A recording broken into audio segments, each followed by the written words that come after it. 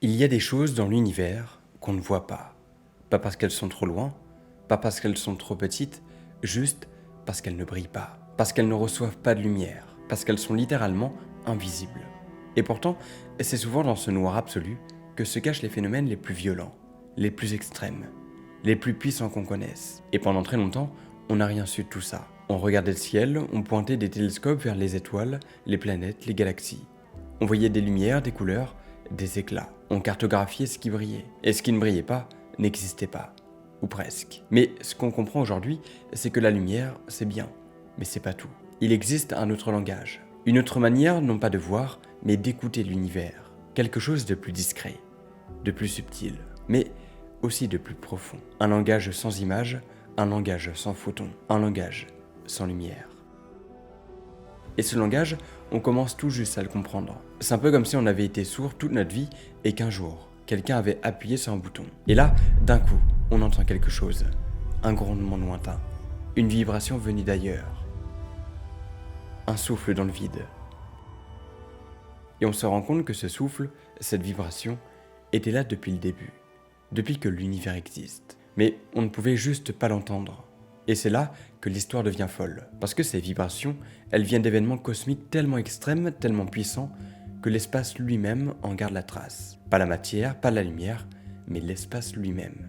Ou devrais-je dire, l'espace-temps. Et parmi tous ces événements, il y en a un qui se détache. Un phénomène qui mélange à la fois le mystère, la violence, et une forme presque élégante de disparition. La fusion des trous noirs.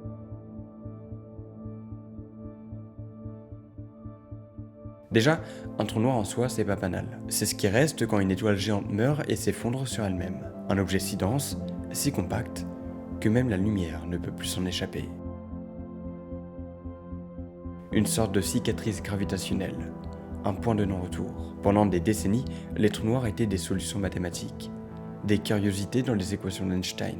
On doutait de leur existence et même Einstein lui-même n'y croyait pas. Et pourtant, on a commencé à en accumuler les indices. Des étoiles qui tournent bizarrement, voire des fois autour de rien. Des jets de matière inexplicables. Des zones de vide qui font bouger tout autour d'elles. Mais maintenant, imaginez deux trous noirs. Deux monstres. Chacun invisible, chacun plusieurs fois plus lourd que le Soleil. Et qui tournent l'un autour de l'autre dans le vide spatial. Au début, ils sont encore assez éloignés. Leur danse est lente, silencieuse. Mais au fil du temps, ils perdent un tout petit peu d'énergie. Mais pas de l'énergie lumineuse, mais de l'énergie gravitationnelle. Ils se tournent autour de plus en plus vite et se rapprochent de plus en plus, jusqu'à se percuter, se mélanger, et devenir un seul et unique trou noir, encore plus massif et encore plus silencieux. Le choc est immense. L'énergie libérée est colossale. Juste une onde, une sorte de vibration de l'espace-temps qui se propage à travers l'univers tout entier à la vitesse de la lumière. Et c'est cette onde, cette vibration qu'on a captée pour la première fois il y a quelques années. Après des décennies de doutes, de théories, de calculs, de tentatives, c'est un rêve de physicien imaginé par Einstein il y a plus d'un siècle qui devient soudain réalité. Mais avant d'en arriver là, avant de capter ce murmure de l'univers, il faut revenir un peu en arrière. Parce qu'en fait, des choses comme ça, on soupçonnait leur existence depuis longtemps. Il y avait des indices, des effets étranges, des pulsars qui ralentissent, des étoiles qui disparaissent, des galaxies qui vacillent. Et surtout, des objets qui semblent obéir à une gravité sans lumière. Comme si quelque chose les attirait, mais sans jamais se montrer. Et comme je l'ai déjà dit, il faut bien comprendre qu'on voyait littéralement des étoiles disparaître ou orbiter autour de rien du tout. Alors au début, on imagine, on suppose, on invente des noms. Objets compacts, restes stellaires, trous noirs. Ça sonne un peu comme la science-fiction. Et d'ailleurs, pendant longtemps, on s'est demandé même si ça existait vraiment. Et si ce n'était pas juste un délire mathématique, une aberration des équations. Mais petit à petit, les preuves s'accumulent. Et surtout, on comprend que certains systèmes binaires, dans la galaxie, pourraient abriter non pas une, mais deux de ces choses-là. Deux trous noirs, ensemble, en orbite, condamnés à se rapprocher, à perdre de l'énergie, à spiraler et à finir par fusionner. Le plus fou, c'est que ce genre d'événements, ils sont produits tout le temps, partout, depuis des milliards d'années. Il y en a eu au début de l'univers, il y en a eu pendant la formation des galaxies, il y en a encore aujourd'hui. C'est juste que pendant des siècles, on n'avait aucun moyen de les percevoir, parce que ça ne brille pas, parce que ça ne fait pas de lumière, parce que ça ne laisse rien derrière. Juste une vibration infime, une onde qui traverse l'espace qui traversent la matière, qui traversent même notre planète, sans qu'on s'en rende compte. Et aujourd'hui, on les entend. Et rien que ça, c'est une révolution. Bonjour à tous et bienvenue dans cette toute nouvelle vidéo. Trop content de vous retrouver aujourd'hui, comme d'habitude en fait, je suis toujours content, voilà, je suis toujours heureux. Aujourd'hui, avant qu'on commence, j'aimerais faire une petite annonce. Je vais être papa. C'est pas vrai, évidemment, aucun rapport. Non, juste pour vous dire que je vous recommande vivement de rejoindre mon canal Facebook ou Instagram, parce que dans très peu de temps, il va se passer un gros événement et je vais vraiment avoir besoin de vous, et surtout que vous serez les premiers informés par rapport à ça et que vous pourrez même participer au début du projet. Enfin bref, je vous en dis pas plus, mais du coup, rejoignez-le. Et pour le rejoindre, rien de plus simple. Il y a le canal Facebook ici, il y a le canal Instagram ici. Vous avez juste à scanner l'un des deux QR codes là. Sinon, il y a aussi les liens en description. Mais voilà, j'ai trop hâte. C'est un projet que je prépare depuis bientôt plus d'un an, littéralement. Et ça va être très cool. Et juste avant qu'on commence, j'ai envie de vous parler d'un petit problème que j'ai. C'est que là, c'est l'été, du coup, je me dis, faut bien que je parte en voyage quelque part ou que je fasse peut-être un truc. Mais j'ai peur de l'avion. C'est terrible de dire ça parce que j'ai déjà pris l'avion quelques fois même pour aller au Chili pour faire un documentaire. C'était 14 heures de vol. J'ai pas eu peur à ce moment-là. Mais là, je sais pas pourquoi, je fais une fixette. Je me dis, j'ai peur de l'avion. Je me dis, imagine, je me retrouve dans le seul avion qui va, lui, crash. Je fais quoi? Enfin, je meurs. Et les deux fois où j'ai pensé à ça, il y a eu un crash le même jour. Donc je me dis, c'est des signes, faut pas que j'y aille. Mais quand je suis dans l'avion, j'ai pas peur. Je me dis, en fait, avant de prendre l'avion, je me dis, faut pas que je prenne cet avion-là parce que celui-là, c'est pas le bon. Voilà, je commence à devenir vraiment fou. Je sais pas si je suis le seul dans ce cas-là ou pas. Et pourtant, je sais que les probabilités de crash d'avion, elles sont hyper faibles. Mais je sais pas, dites-moi si vous avez peur aussi de l'avion et si vous avez des moyens de vous rassurer par rapport à ça. D'ailleurs, j'espère de tout cœur qu'il y a des gens qui sont pilotes d'avion qui regardent cette vidéo et qui peut-être pourront encore plus me rassurer. Voilà, j'attends vos commentaires. Sur ce, j'ai fait le tour. Vous pouvez aussi écouter ces vidéos-là sur Spotify, sur mon podcast Mystère Étoile. Là-bas, il y a les vidéos toujours un jour en avant-première. Et voilà, sur ce, j'espère que cette vidéo va vous plaire. Merci à ceux qui sont membres de la chaîne, encore une fois, vous êtes les meilleurs. Et sur ce, on est parti.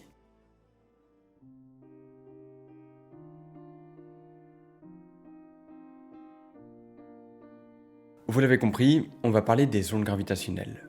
Mais histoire de bien comprendre et d'être un peu plus précis, c'est quoi une onde gravitationnelle? Une onde gravitationnelle, c'est une perturbation gravitationnelle qui se propage dans l'espace-temps. Imaginez que l'espace-temps, c'est une grande nappe élastique. Quand une masse très lourde bouge de façon brutale ou accélérée, elle envoie des sortes d'ondulations dans cette nappe. Un peu comme un caillou qu'on jette sur un plan d'eau et qui crée des ondulations autour de lui. Ces ondulations, ce sont des ondes gravitationnelles. Et elles se déplacent pas n'importe comment. Elles se propagent exactement à la vitesse de la lumière, dans toutes les directions, et elles déforment très légèrement l'espace sur leur passage. Pas assez pour qu'on le sente, mais assez pour qu'avec des instruments ultra sensibles, on puisse les détecter.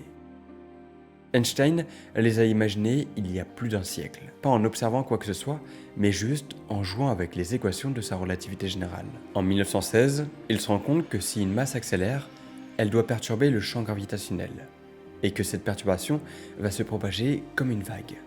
Mais à l'époque, même Einstein doute qu'on puisse un jour les détecter, parce que ces ondes sont incroyablement faibles.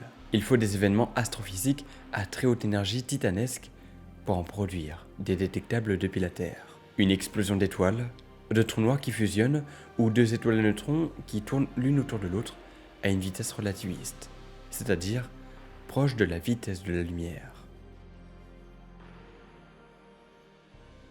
Le truc fascinant avec les ondes gravitationnelles, c'est qu'elles traversent l'univers sans être déformées par les obstacles. Là où la lumière peut être absorbée, réfléchie ou tordue par les champs magnétiques ou la matière. Une onde gravitationnelle, elle, traverse tout. Elle ne s'arrête pas sur une étoile. Elle ne se courbe pas autour des galaxies.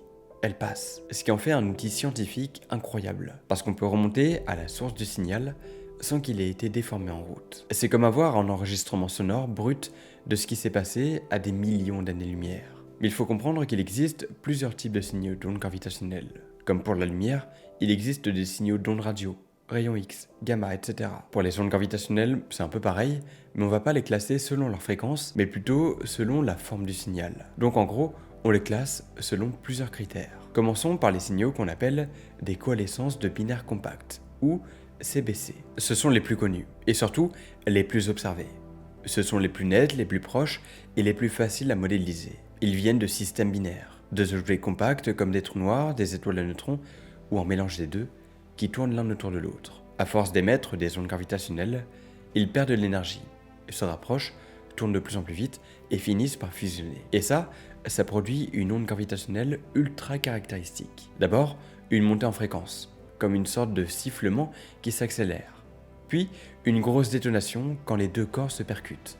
Et enfin, une vibration de fin, plus calme, quand le nouvel objet se stabilise. On a capté ça pour la première fois en 2015, avec deux trous noirs de 36 et 29 masses solaires. Ça a duré moins d'une seconde, mais ça a changé l'histoire. Depuis, on en détecte régulièrement.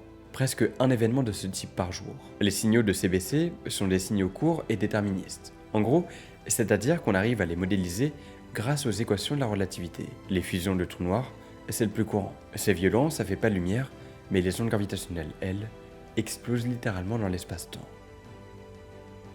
Les fusions de deux étoiles à neutrons, comme celle de 2017, c'est encore plus impressionnant. Parce qu'en plus du signal gravitationnel, il y a une émission de lumière dans tout le spectre, c'est-à-dire dans les rayons gamma, ultraviolets, visibles, infrarouges et ondes radio. Ça nous permet de faire ce qu'on appelle de l'astronomie multimessager. Et parfois, on capte des fusions mixtes entre un trou noir et une étoile à neutrons.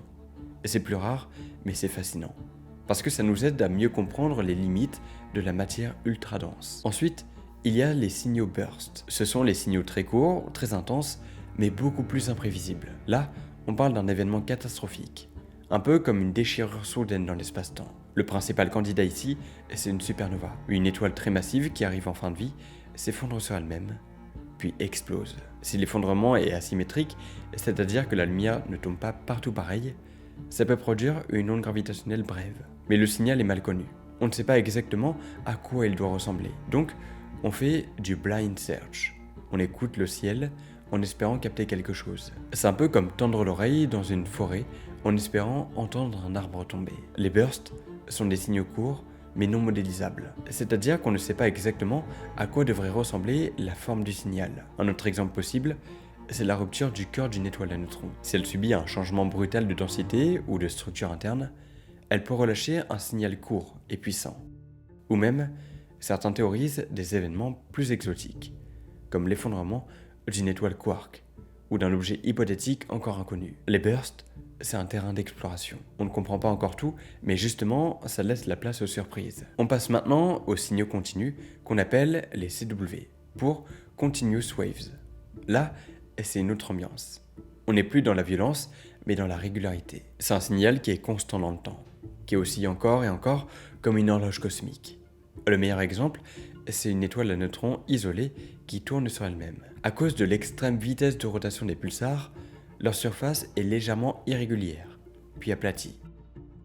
L'étoile à neutrons subit alors une déformation équatoriale, ce qui fait qu'elle n'est pas parfaitement sphérique. Et il suffit qu'elle ait une déformation locale, comme une bosse ou un creux, même d'1 millimètre, elle va émettre des ondes gravitationnelles de façon continue. Pour les pulsars, leur rotation est ultra précise.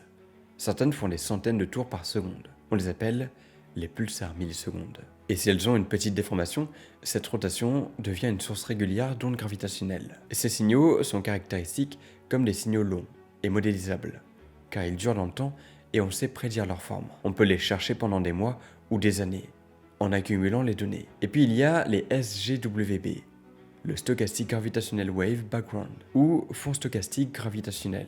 Là, on entre dans le domaine du bruit de fond cosmique. Et c'est un signal diffus, produit par une superposition d'un très grand nombre de petites sources non résolues, trop faibles ou trop nombreuses pour qu'on les distingue individuellement, mais qui, ensemble, créent une espèce de brouhaha gravitationnel. C'est comme si on était à une table avec plein d'invités. On entend le brouhaha global émis par les invités, mais on n'arrive pas à distinguer clairement chaque conversation. Mais ce bruit diffus peut venir de plein de choses.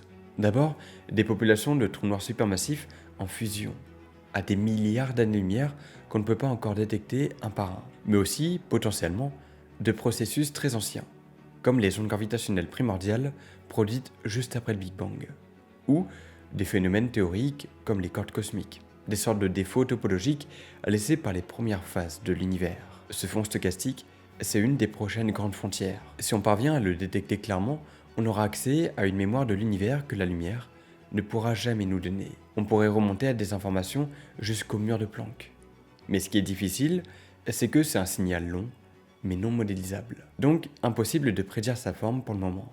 Il faudrait connaître parfaitement chaque type de source. Mais au-delà du catalogue des signaux, ce qui fascine les scientifiques, c'est tout ce qu'on peut apprendre avec ces ondes. Chaque signal est comme une signature, un enregistrement brut de ce qui s'est passé dans un coin reculé de l'univers. En analysant les variations, la fréquence, l'amplitude du signal, on peut reconstituer la masse des objets, leur distance, leur vitesse, leur spin.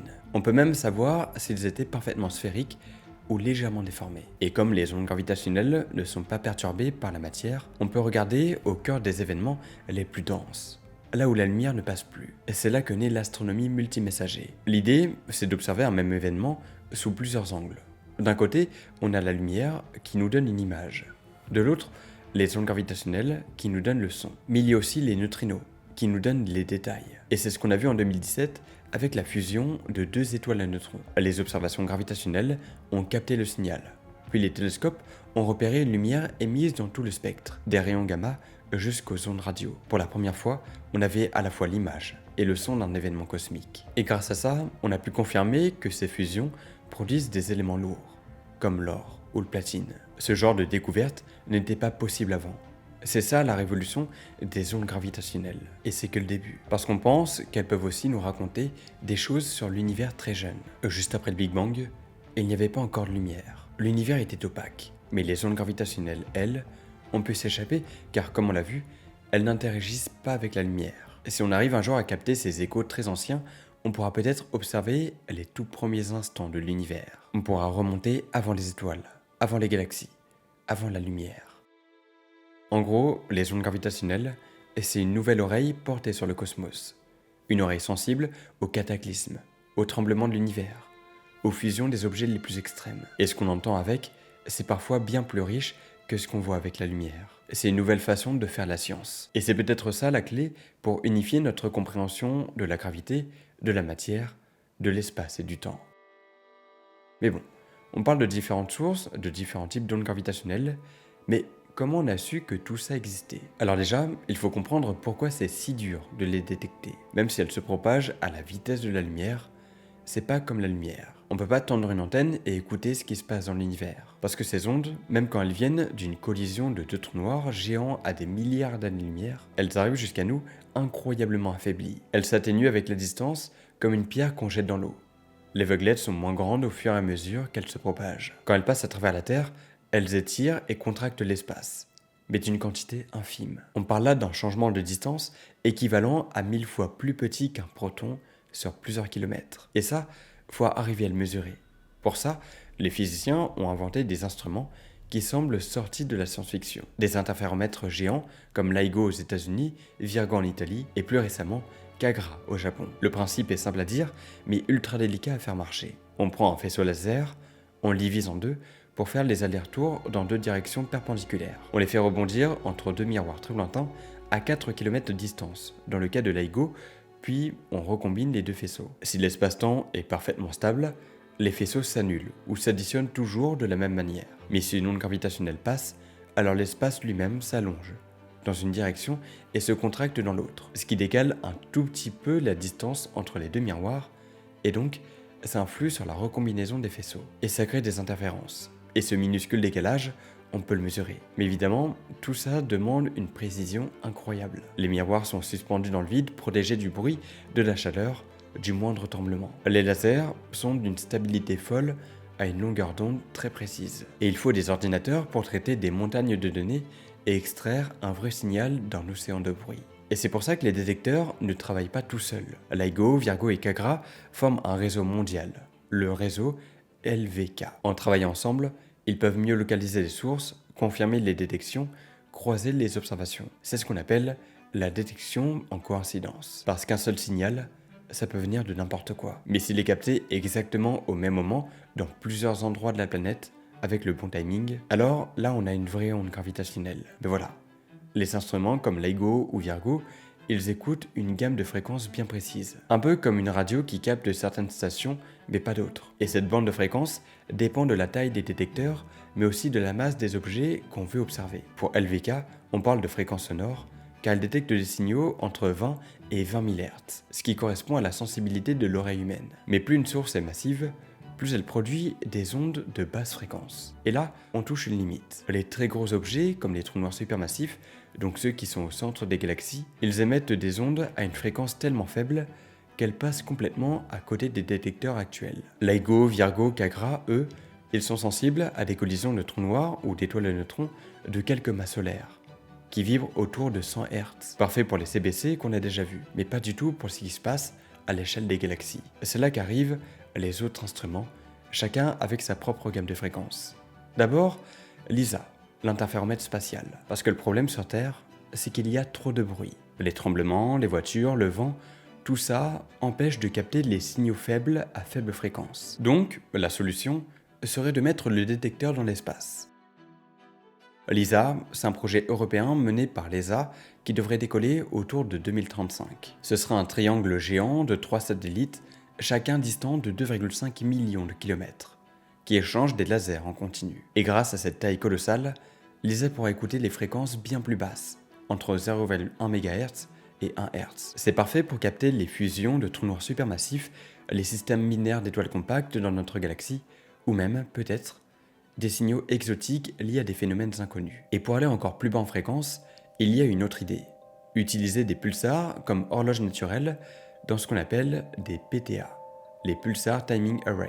Les pulsars, on l'a vu, ce sont ces étoiles de neutrons qui tournent à une vitesse folle et envoient des signaux radio ultra réguliers. C'est comme des phares cosmiques. Et si une onde gravitationnelle de très faible fréquence passe entre eux et nous, elle va légèrement décaler le timing de ces signaux. Pas beaucoup, mais juste assez pour qu'on puisse le détecter, si on est très patient. Les PTAs écoutent donc un réseau de pulsars pendant des années, parfois des décennies, à la recherche de minuscules variations synchronisées. Et récemment, en 2023, plusieurs réseaux de pulsars ont annoncé avoir détecté un signal compatible avec un fond gravitationnel produit par une population de trous noirs supermassifs en fusion. C'est peut-être la première preuve du fond stochastique gravitationnel. Et enfin, à l'autre bout du spectre, il y a une piste encore plus ancienne, les ondes gravitationnelles primordiales, celles qui auraient été créées juste après le Big Bang. Elles seraient d'une fréquence ultra basse, presque indétectable, mais elles auraient laissé une empreinte dans le rayonnement fossile, le fameux fond diffus cosmologique. Et pour chercher cette trace, les scientifiques analysent la polarisation du CMB,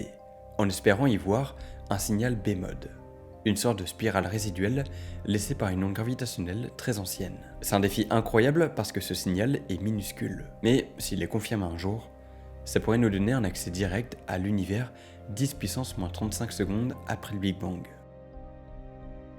Aucun autre outil ne peut faire ça. Alors, détecter les ondes gravitationnelles, c'est pas juste de tendre un micro et attendre. C'est une association où chaque détecteur se complète. C'est comme si l'univers jouait une musique sur plusieurs octaves et qu'on devait construire une oreille différente pour chaque instrument. Pour les hautes et basses fréquences, des signaux brefs et d'autres qui durent des millions d'années. Et ce qui est fou, c'est qu'on commence à peine à entendre cette musique. Parce que dans l'histoire de la physique, les ondes gravitationnelles, c'est un peu le chapitre oublié du livre d'Einstein. Il les avait prévues en 1916, à peine un an après avoir publié la relativité générale. Mais à l'époque, personne n'y croyait vraiment. C'était trop subtil, trop théorique, trop faible pour être observé.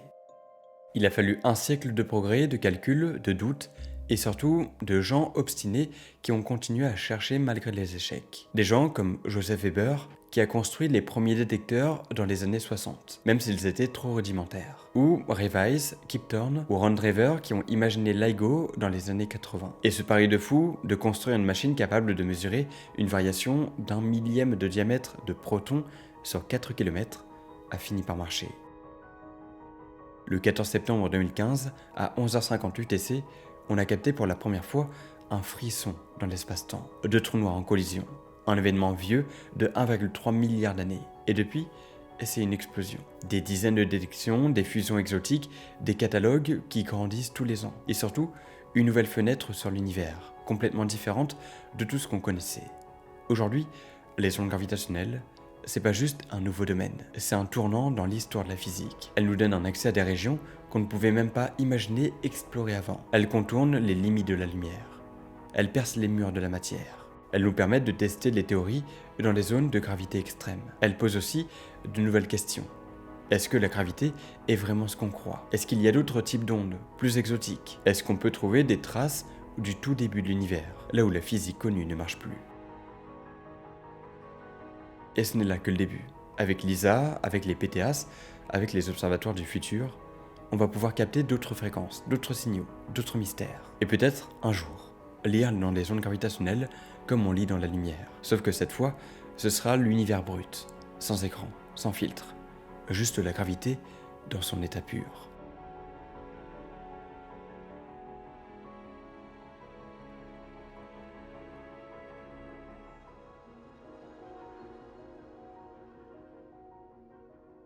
Un signal court mais intense qui n'a duré qu'un dixième de seconde. Son nom est GW231123. Une collision entre deux trous noirs très massifs survenue à plusieurs milliards d'années-lumière de nous. Ce n'est pas la première fois qu'on observe un tel phénomène. Depuis 2015, les observatoires LIGO et Virgo nous ont habitués à les détecter. Des fusions de trous noirs, il y en a. Beaucoup même.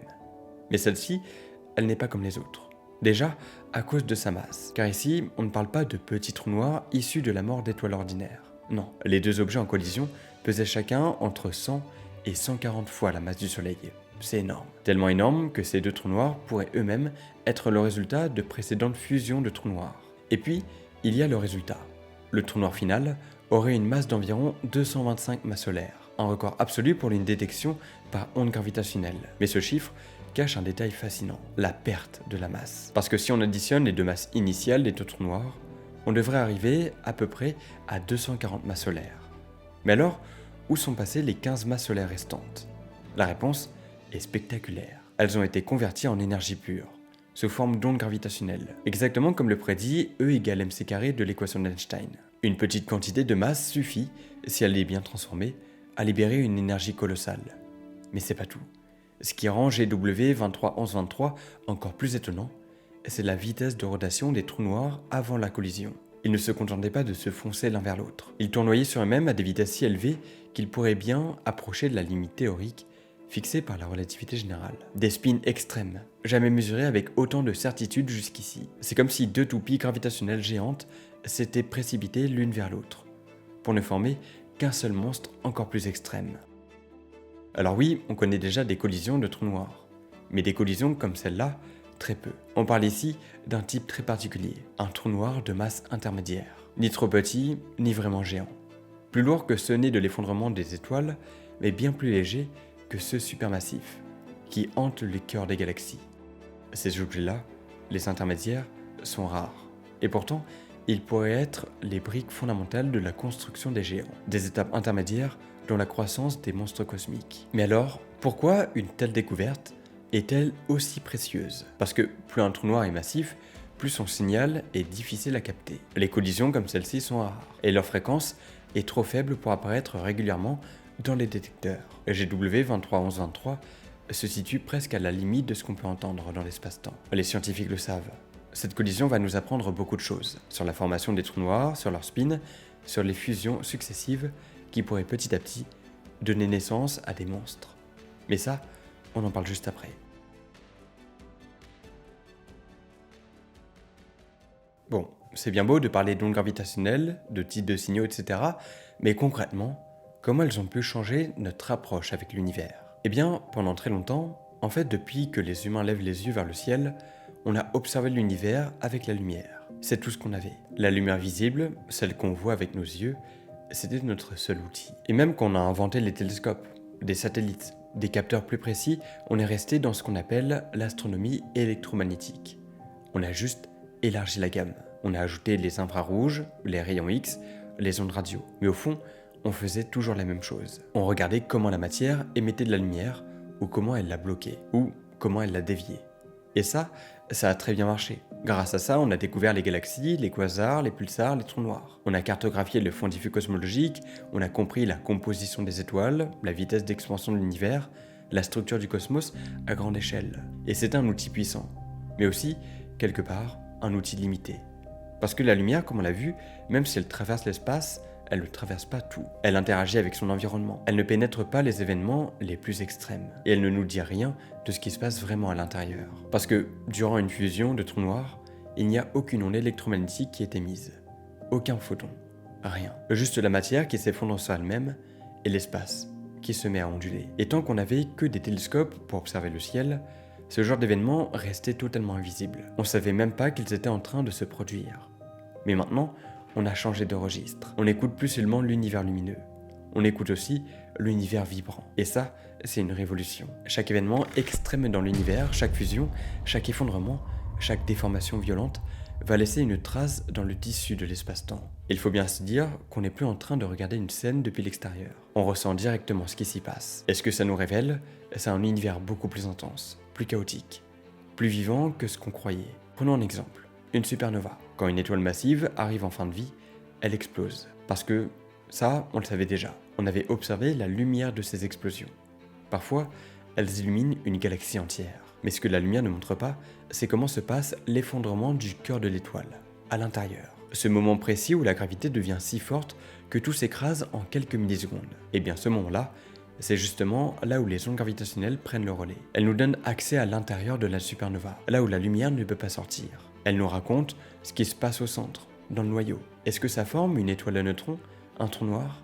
Est-ce que le cœur rebondit ou s'écroule d'un coup ? C'est ce genre de questions que seule la gravité peut nous donner. Parce que c'est elle, la vraie actrice dans ces moments-là. Et c'est pareil pour les collisions d'étoiles à neutrons. Quand deux étoiles mortes se mettent à spiraler l'une autour de l'autre pendant des millions d'années, avant de se heurter à des vitesses incroyables, ça produit un signal gravitationnel ultra précis, qui nous donne leur masse, leur distance, leur nature. Et si, en plus, cette collision émet un flash de lumière, comme ce fut le cas en 2017, alors là, on peut croiser les deux informations.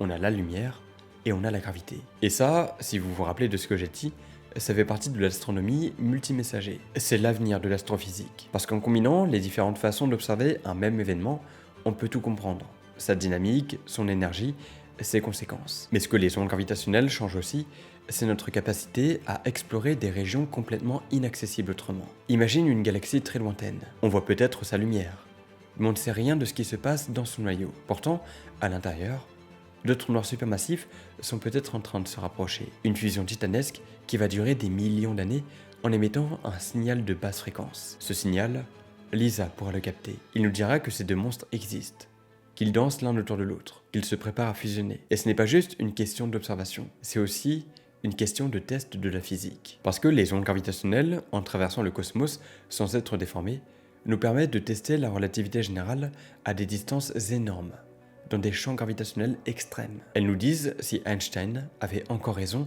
ou s'il faut aller plus loin, si la gravité se comporte différemment à grande échelle, si elle cache une autre force ou une autre particule. Et si un jour on capte un signal qui ne colle pas au modèle, qui n'a pas la forme attendue, qui vibre autrement, alors là, ce sera peut-être le signe d'une nouvelle physique, une onde gravitationnelle issue d'un objet encore inconnu, ou d'un phénomène qui s'est produit dans les toutes premières secondes de l'univers. Tout ça, ça fait que l'univers qu'on découvre grâce aux ondes gravitationnelles est un univers beaucoup plus vivant. Il ne se contente plus d'émettre de la lumière de surface. C'est un univers où les événements les plus importants sont aussi les plus discrets, où les instants les plus violents ne laissent aucune lumière, mais font trembler l'espace-temps lui-même. Et maintenant, on commence à les entendre. Et plus on les entend, et plus on se rend compte qu'il y a une partie du cosmos qu'on avait complètement ratée. On pensait que l'univers était calme, équilibré, rempli de galaxies paisibles. Mais en fait, c'est un champ de bataille géant où les étoiles meurent dans des explosions titanesques, où les trous noirs fusionnent dans des convulsions silencieuses, où des masses énormes s'effondrent. Et pourtant, c'est dans ce chaos que se cache l'information la plus précieuse, celle de la nature profonde de l'espace-temps, sur l'évolution des galaxies, sur les lois fondamentales qui gouvernent la réalité, et peut-être sur ce qu'il y avait avant le Big Bang. En fait, ce que les ondes gravitationnelles changent, c'est notre manière d'exister en tant qu'observateur. On n'est plus de simples spectateurs qui regardent de loin, on est devenus des écouteurs du cosmos. Et ça, c'est une bascule totale. Une révolution tranquille, mais irréversible. L'univers ne nous apparaît plus comme une image silencieuse. Et le plus beau dans tout ça, c'est qu'on est au tout début. Plus tôt, j'ai parlé de l'événement 150914, qui est la première fusion de trous noirs détectée. Et il faut savoir que cet événement est assez particulier. Parce qu'avant ça, les trous noirs qu'on connaissait dans cette gamme-là, on les avait vus que dans des systèmes binaires en X, avec des étoiles normales qui tournent autour. Et dans ces cas-là, ils étaient plus petits, plutôt autour de 10 masses solaires. Mais là, on tombait direct sur des monstres de 2 à 3 fois plus lourds que ceux qu'on connaissait. Et encore plus étonnant, ils tournaient vite. Ils étaient compacts et ils ne faisaient aucune lumière. Bref, Ils étaient invisibles autrement que la gravité. Et donc, on les aurait jamais trouvés sans les ondes gravitationnelles. Cette première détection, c'est déjà un signe que les trous noirs sont peut-être beaucoup plus nombreux et plus variés qu'on le pensait. Qu'ils peuvent exister en dehors des systèmes binaires lumineux, qu'ils peuvent fusionner dans le noir complet, et que l'univers est probablement rempli de ce genre d'objets, planqués dans les recoins. Et ça s'est confirmé très vite. Dès 2017, on a vu un autre type d'événement. La fusion de deux étoiles à neutrons appelées GW 170817. Là encore, énorme surprise. Déjà parce que le signal gravitationnel était plus long, plus complexe, mais surtout, cette fois, on a aussi vu de la lumière. Une onde gravitationnelle détectée par LIGO et Virgo, puis une lumière gamma captée 2 secondes plus tard, puis une lueur visible quelques heures plus tard. Et pendant plusieurs jours, des dizaines de télescopes ont pu suivre l'événement. Ce qu'on a vu, c'était la première preuve claire que la fusion d'étoiles à neutrons produit de l'or, du platine et du néodyme. Tous ces éléments lourds qu'on retrouve sur Terre viennent, sans doute, de ce genre d'explosion. Donc, en une seule observation, on avait une nouvelle confirmation que les ondes gravitationnelles fonctionnent. Un lien clair entre fusion d'étoiles à neutrons et rayons gamma. Une preuve d'où viennent certains éléments chimiques sur Terre. Pas mal pour un seul signal. Depuis, on en a détecté des dizaines. La plupart sont des fusions de trous noirs, parfois petits, parfois plus gros. On a même eu un événement étonnant en 2019, la fusion d'un trou noir avec un objet de 2,6 masses solaires. Et là, gros mystère, parce qu'on pense que les étoiles à neutrons ne peuvent pas dépasser 2,2 ou 2,3 masses solaires. Au-delà, elles s'effondrent en un trou noir. Et les trous noirs connus commencent plutôt à partir de 5 masses solaires. Donc ce signal tombait dans une zone étrange entre les deux. C'est ce qu'on appelle le mass gap, littéralement le vide de masse. Une zone où on ne devrait trouver ni étoile à neutrons, ni trou noir. Mais qu'est-ce que c'était? Une étoile à neutrons ultra dense? Un mini trou noir qu'on n'avait jamais observé? Ou encore un objet inconnu? Entre les deux, on n'en sait rien. Mais ce genre de détection, c'est typiquement le genre de truc qui remet en cause nos modèles. Parce que cette zone interdite, elle vient de la physique nucléaire. Autre exemple important, les trous noirs de masse intermédiaire. Ceux-là, on les cherche depuis longtemps. On connaît les trous noirs stellaires qui naissent de la mort des étoiles entre 5 et 50 masses solaires, et on connaît les trous noirs supermassifs, qui se cachent au cœur des galaxies, avec des millions ou des milliards de masses solaires. Mais entre les deux, on avait très peu de preuves. Pas de détection claire, pas d'objet identifié. Et puis, un jour, en 2020, on capte un signal appelé GW 190521. Deux trous noirs de 66 et 85 masses solaires fusionnent pour en former un de 142. C'est le premier candidat crédible pour un trou noir de masse intermédiaire, parce que ces objets pourraient être le chaînon manquant entre les trous noirs stellaires et supermassifs. Peut-être qu'ils sont les briques de construction des noyaux galactiques. Peut-être que les supermassifs sont formés en fusionnant des dizaines de ces objets intermédiaires. Mais jusqu'ici, on n'avait aucune preuve directe. Et là, on commence à en voir, grâce aux ondes gravitationnelles. Mais évidemment, tout ça a ses limites. On n'est pas encore capable d'observer tout ce qu'on voudrait. Le réseau LIGO, Virgo, Cagra, aussi puissant soit-il, reste sensible à une gamme précise de fréquences. Et donc, à certains types d'objets. Comme je l'ai dit, principalement les systèmes binaires avec des masses de quelques dizaines de masses solaires, qui fusionnent dans les dernières secondes de leur vie. Ce que ça veut dire, c'est qu'on ne peut ni détecter des objets très petits, comme des étoiles à neutrons qui tournent seuls, ni des objets très massifs, comme des trous noirs supermassifs qui mettent des siècles à fusionner, ni les signaux très faibles ou très longs. Et même pour les fusions classiques, la précision est encore limitée. On connaît la masse, mais pas toujours la rotation avec précision. On devine la distance avec une grosse incertitude. Et parfois, on capte un signal bizarre, mais pas assez clair pour conclure quoi que ce soit. En plus, le réseau LVK n'est pas actif en permanence.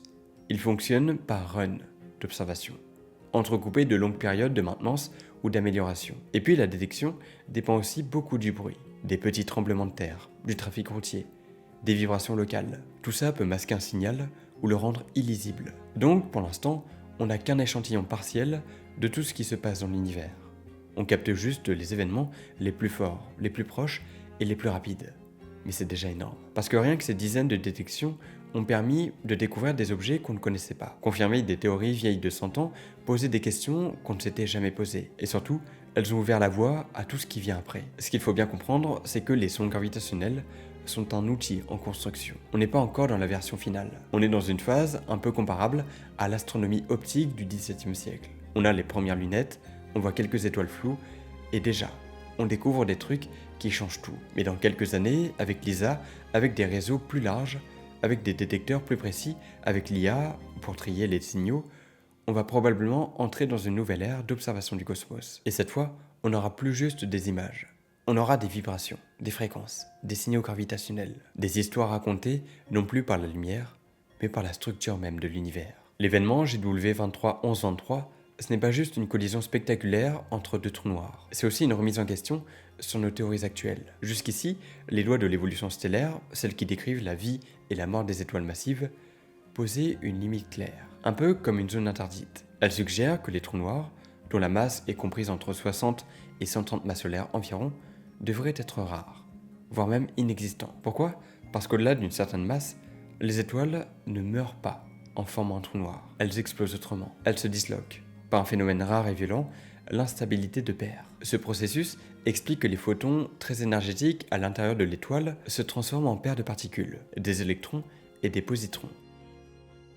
Ce changement modifie la pression interne, déstabilise l'étoile et provoque une explosion qui peut la déchirer entièrement, ou l'amputer d'une bonne partie de sa masse. Résultat, pas de formation de trou noir lourd. C'est ce mécanisme qui crée ce fameux gap de masse. Et pourtant, GW231123 vient de nous prouver le contraire. Les masses estimées entre les deux trous noirs qui ont fusionné sont précisément dans cette zone-là. Et leur produit final, un monstre de 225 masses solaires, ne rentre pas dans les cases. Alors, d'où viennent-ils ? Comment expliquer ce poids et ce spin extrême ? Cette vitesse de rotation presque à la limite du possible. Et c'est là qu'une hypothèse entre en jeu. Ces deux trous noirs ne seraient pas des trous noirs primaires, formés directement par l'effondrement d'étoiles. Non, ils seraient peut-être le résultat de fusions précédentes, des trous noirs issus de trous noirs.